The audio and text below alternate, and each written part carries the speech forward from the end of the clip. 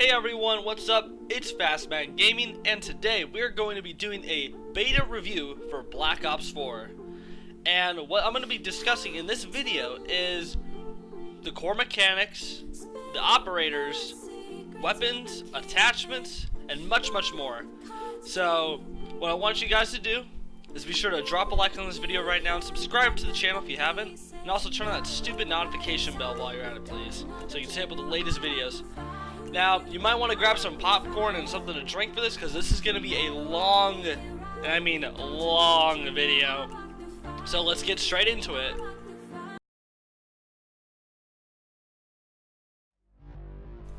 So now that you're all cozy and got your food and beverage with you, let's get started.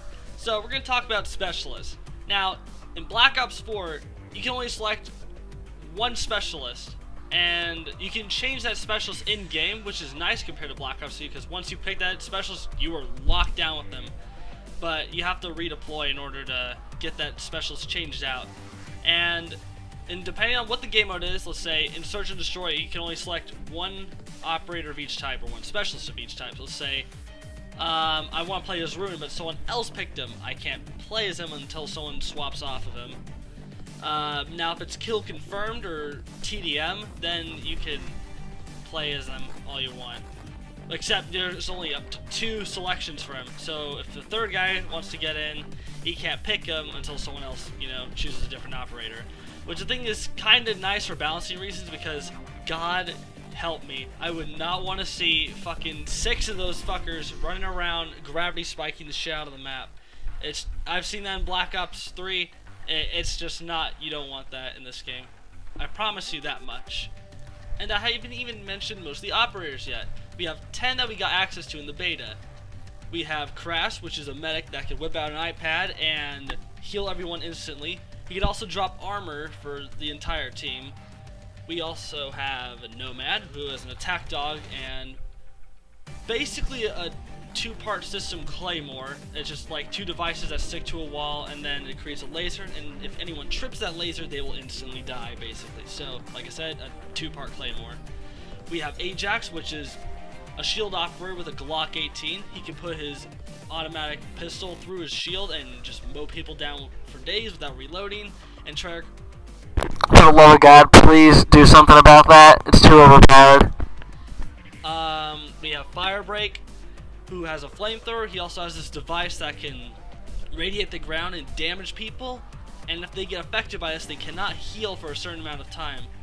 And also his flamethrower does the same thing, except it kills people most of the time. We have Recon, who has wall hacks. He also has a little radar dish he can shoot from a gun that can scan a small area and compromise enemy positions. We have Sephra, who has a revolver, and she can deploy a tactical respawn. So instead of spawning from the entire side of the map to get to the central point, you can just kind of drop in that central point and you can spawn in, or spawn near that location. We have Ruin, who has a grappling hook and a gravity spike. Those are pretty self-explanatory. We have Prophet, who has his gun from Black Ops 3, so the electric gun. And he has this giant shock drone. And if you get zapped by that thing and you don't escape it in the short amount of time you're given, you're kind of stuck there for 5 seconds, and a lot of people can take advantage of that and just get easy kills on you. We have Battery, who has a grenade launcher and a cluster grenade. So it's like a Semtex, but once the first explosion goes off, like a huge array of grenades just fly everywhere. So it's pretty fun to use. I haven't played her too much, but with the time I've played as her, she's very fun to play with, and very, not overpowered so to say, but just kind of, it's just kind of disgusting of how good she is. And then we have Torg, which has a Guardian-like shield. So if you know what the Guardian is from Black Ops 2 and Black Ops 3, that's kind of what his shield is, but it takes a lot of bullets to kill it. Also, you can deploy barbed wire, which will slow the enemy down significantly, and they'll take damage while they're in it. And once they're in there, they're kind of just like a sitting duck, and it's just a really easy kill. They can still shoot while they're in the barbed wire, though, so they're not too easy to kill. But for the most part, it's really easy to kill people who are trapped in barbed wire or in the front of his shield. Personally, Ruin and Recon are my two favorite specialists, and speaking of Ruin, I've been getting a weird bug every once in a while where I'll grab spike a large amount of enemies and like it will just only kill one out of maybe 3 of them. And they're all in like the same proximity too, which is kinda odd. And Treyarch, if you're watching this, please fix that, because I've lost quite a few firefights because of that bug, and it just kind of baffled me. Besides that, I think most of the operators are pretty well balanced.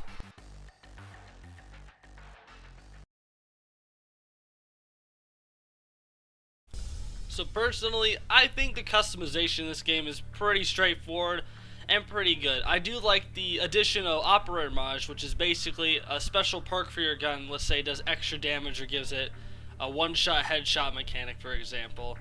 That's a pretty fresh idea for the series, and I kind of do like that. They also have wild cards, so to say, whereas let's say you have perk 1 Greed, you can have a perk 1 Gluttony, which allows you to have 3 perk 1s, so to say. So you can have Engineer, Tactical Mask, and Flak Jacket. I like the addition of, you know, having up to 6 attachments for sidearms, which is fucking amazing for shotguns, by the way. And speaking of shotguns in this, I think they're pretty good. They're not too overpowered or too underpowered. They're kind of just fine where they're at. Also, the addition of gear, which allows you to essentially, you can heal yourself while still firing from the hip, or you can get body armor which protects you from a few bullets, or you can have a device that, I think it was Comsec, that allows you to get your kill streaks, or I'm sorry, score streaks faster in this game. That's just to name a few gears. Also, equipment is more of like grenades, flashbangs, stuff like that. It's pretty straightforward. I think Treyarch did a great job with the pick 10 system in this game. Congrats to you guys. Thank you for making such a easy to like make class setup. The only new perks I have seen is like Team Link, and that's like about it. Hopefully there should be more perks coming with the final release of the game, and yeah, I'm just hoping for the best of this game so far.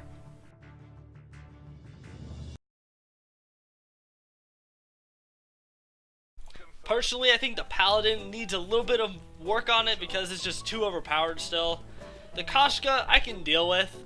It's not as bad as the Paladin. Shotguns are pretty good in this. They're not really overpowered because you gotta sacrifice a lot if you want to make them really, really good. What else? Oh yeah, the assault rifles are pretty well rounded. They don't need a lot of work. SMGs, I think they're fine where they're at, except I think they need some armor piercing rounds because it's really hard to have them deal with armor in this game. And I kind of like the Cordite, but the only problem is if I encounter someone with armor in this game, then I can't contest with them because of that armor, and I don't have any armor piercing rounds on my gun. Treyarch, if you either remove armor or just put armor piercing rounds on SMGs, that'd be fantastic. Also, I have noticed that there are a few guns that have lasers and certain attachments, and then others don't. I don't know if that's just a thing for the beta right now because we don't have all the attachments for all the guns yet, because I really hope these aren't all the attachments for the guns, because I would really like a laser for the Mach 12, but I couldn't get access one in the beta. So yeah, I'm just hoping that they add, you know, just more variety of attachments for the guns in this game. Also, the Titan needs a slightly higher firing rate in my opinion. I like the damage on it, it's just it fires way too slow. And at that point, I might as well just run the Rampart with like extended mags, except that thing doesn't have extended mags either. Treyarch, if you can, please add extended mags for the pump action. Besides that, I don't have too many complaints for guns in this game, so let's move on.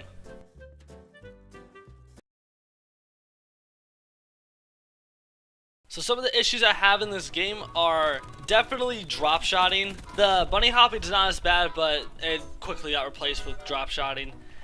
It's so disgusting in this game, Treyarch. Like, I know you can't aim and drop shot, but like, at least like increase the spread of your bullets when you're drop shotting, because that would be amazing.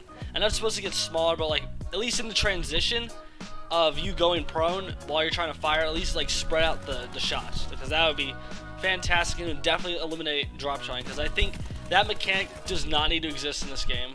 Also, slide spamming, as much as I hate to admit it, I am a slide spammer, but this needs to get patched in some way, shape, or form. Or at least, I know you're not able to slide as fast as you were in the week 1 beta, but it definitely is just a toxic mechanic because you can just slide spam with a shotgun and get one-shot kills, and it's just really dumb. And I don't know, maybe there might be a slight recharge for slide spamming, so you know, or sliding so you don't slide spam. That'd be great. Glitching wise, there wasn't a lot of problems that I've seen. I have seen a few players go aimbot, especially on the last day for the beta, because they were just trying to grind out that unlock token, but there wasn't too many of those people. Also, there's a really weird gravity spike glitch where sometimes if I'm in a firefight and I just do a gravity spike with Ruin, it'll kill like 1 out of 3 people that are in like a 3-foot radius from me, and that's really not okay. So Treyarch, if you can definitely get a hotfix on that, or fix it by the time the game releases, that'd be fucking fantastic. Also, let's go back to the MOG 12 from my previous clip. That needs like at least 1 more shotgun shell in the magazine, because 4 shots in the MOG 12 is not enough.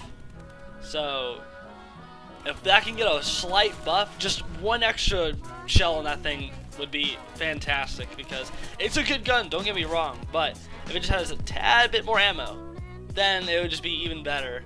Like, it wouldn't be OP, it would just make it a more reliable weapon, because there's so many times I went into firefights and I ran out of shots because I've just been on a nutty kill streak, and it's like, well shit, I don't have, it takes forever for me to load this thing, so I'm kind of out of luck, and you either die or you just barely make it out alive, and then you just gotta wait like 10 years in order to heal up. The score streaks in this game, especially the AI controlled ones, they're kind of a little wonky. Their mapping's kind of off, especially for the Mantis, because if you don't control the Mantis, it's basically useless, at least from my experience, because it just doesn't really do much. It runs into walls a lot, and it's just bad if you're not controlling it. So I want to really use that a lot more, but just in the beta, since it's such crap, because I was busy going on shotgun kill streaks all the time, it's just a very unreliable score streak.